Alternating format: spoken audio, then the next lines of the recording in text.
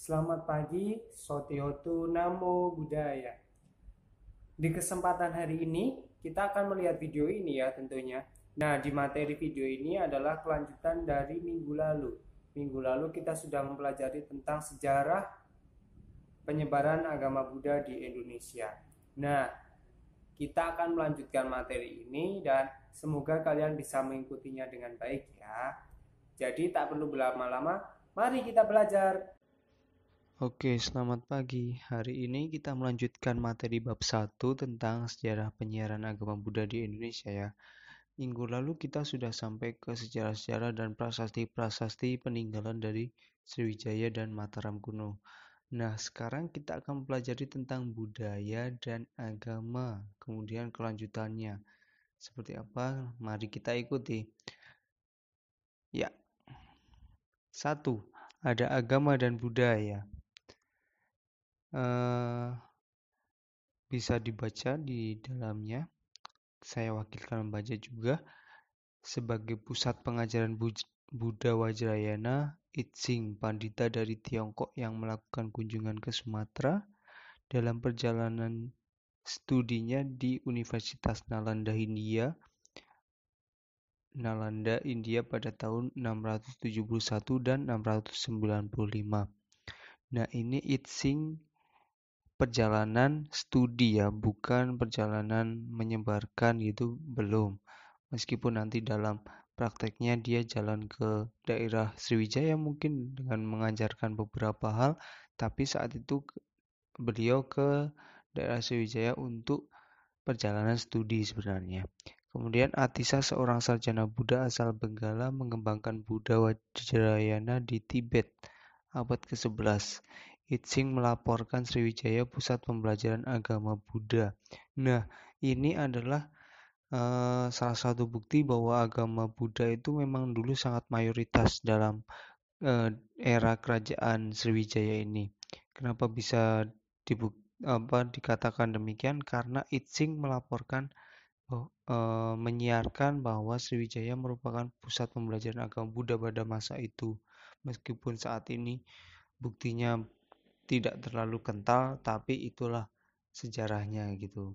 Aliran Buddha Hinayana dan Mahayana juga berkembang di Sriwijaya. Jadi agama Buddha yang berkembang di kerajaan Sriwijaya pada masa dulu adalah uh, agama Buddha aliran Mahayana dan Hinayana. Tapi Mahayana lebih kental di sana. Oke, kita masuk poin A dalam subpoin 1, yaitu tentang agama. Kerajaan Sriwijaya banyak dipengaruhi budaya India. Pertama, oleh budaya Hindu, kemudian diikuti pula oleh budaya Buddha. Peranannya dalam agama Buddha dibuktikannya dengan membangun tempat pemujaan agama Buddha di Linggor, Thailand. Kenapa ini Thailand bisa dimasukkan ke dalam wilayah Sriwijaya? Perlu diingat bahwa Sriwijaya ini pada masanya merupakan kerajaan yang amat sangat besar. Dia memiliki wilayah kekuasaan yang sangat luas, bahkan di luar Indonesia kalau saat itu udah terdiri dari kerajaan-kerajaan. Tapi pada masa itu memang belum mengenal negara, jadi Sriwijaya ini wilayah kekuasaannya ada luas sekali. Raja-raja Sriwijaya menguasai Kepulauan Melayu melalui perdagangan dan penaklukan sejak abad ke-7 hingga abad ke-9. Nah, kekuasaan yang luas itu didasari oleh perdagangan dan peperangan, memang penaklukan sejak abad ke-7 hingga ke-9. Nah, di situ ini merupakan penjabaran kenapa Sriwijaya itu bisa luas gitu.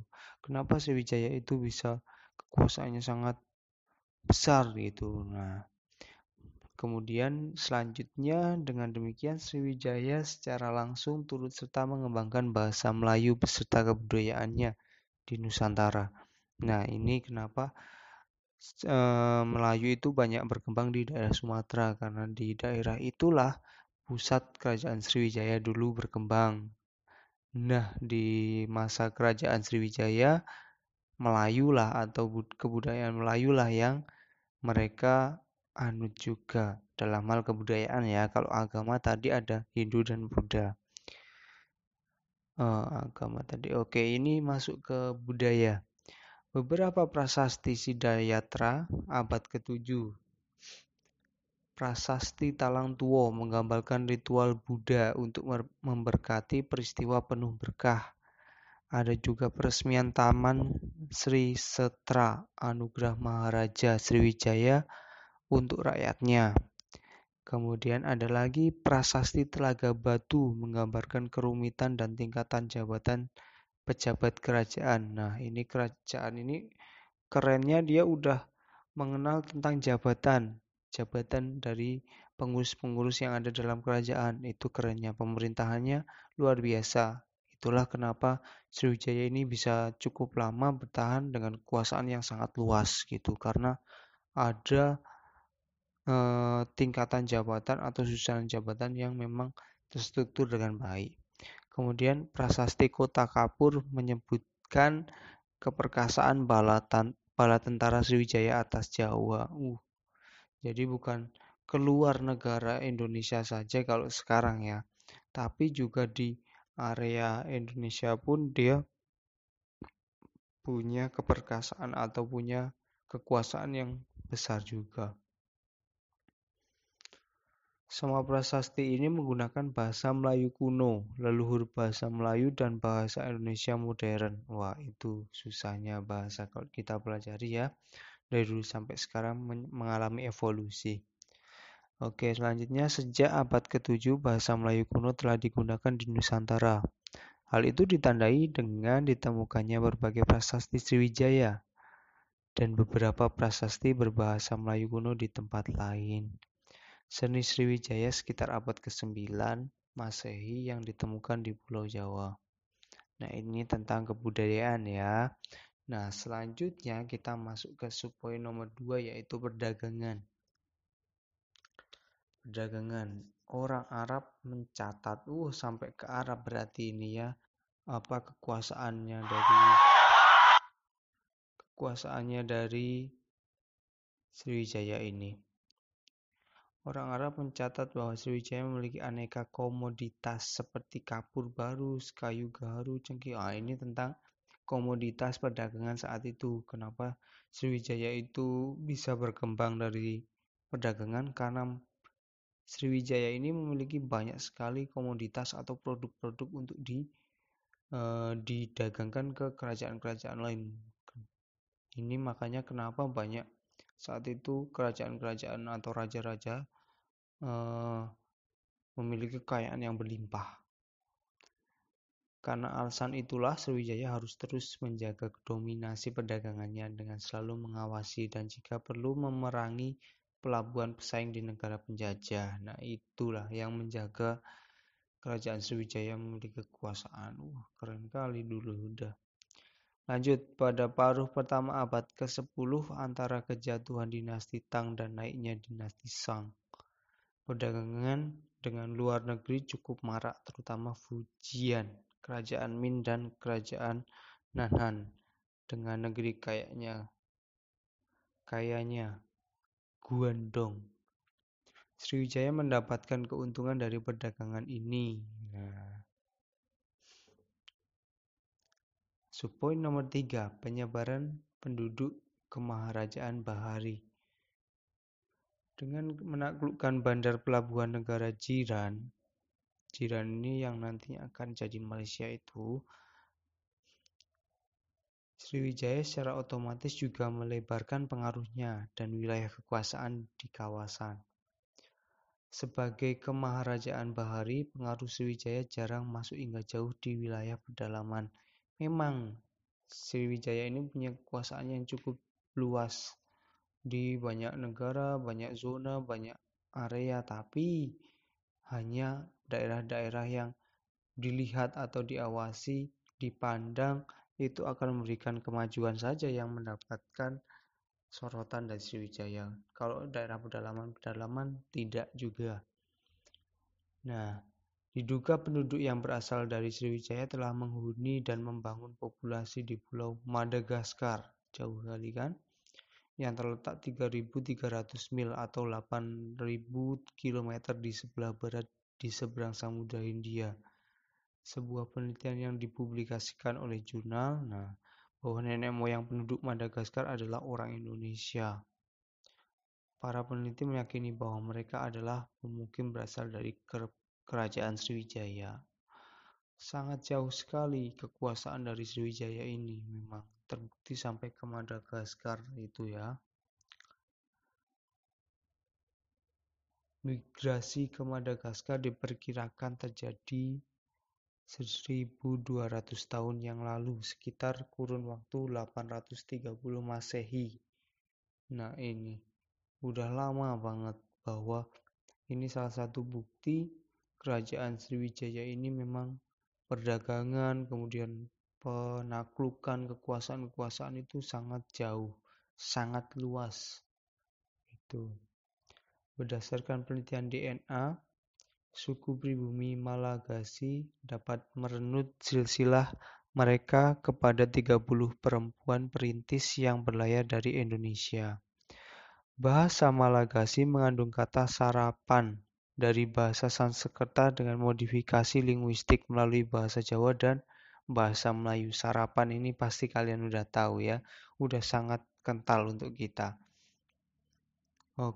Kemudian 4, hubungan dengan Wangsa Sailendra. Nah, munculnya keterikatan antara Sriwijaya.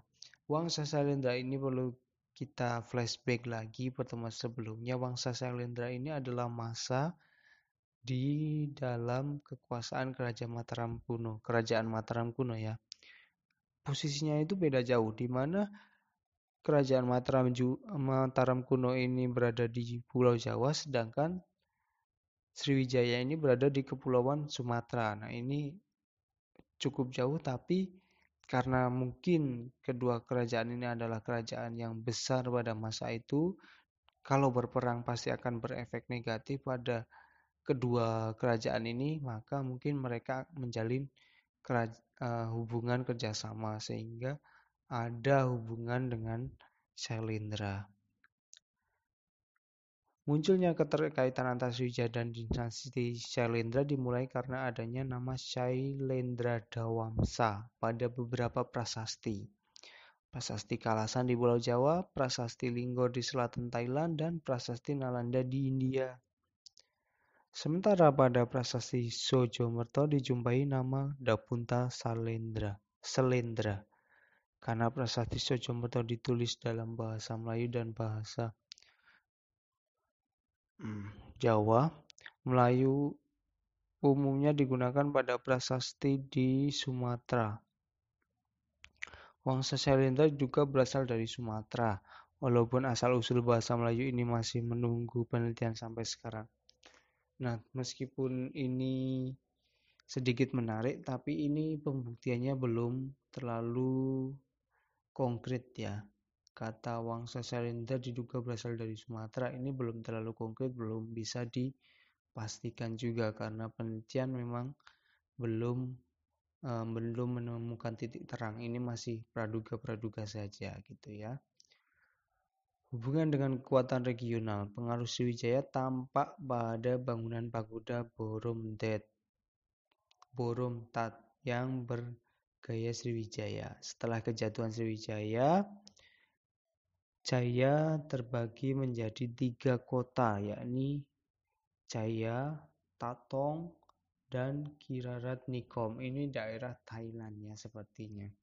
Kemudian, ini bangunan yang tadi sesuai dengan, ini adalah gambar bangunan yang tadi sesuai dengan budaya Sriwijaya tadi. Oke, pertemuan hari ini sampai di sini dulu. Kita lanjut minggu depan lagi. Saya tutup. Selamat pagi. Sotihotu Namo Buddhaya.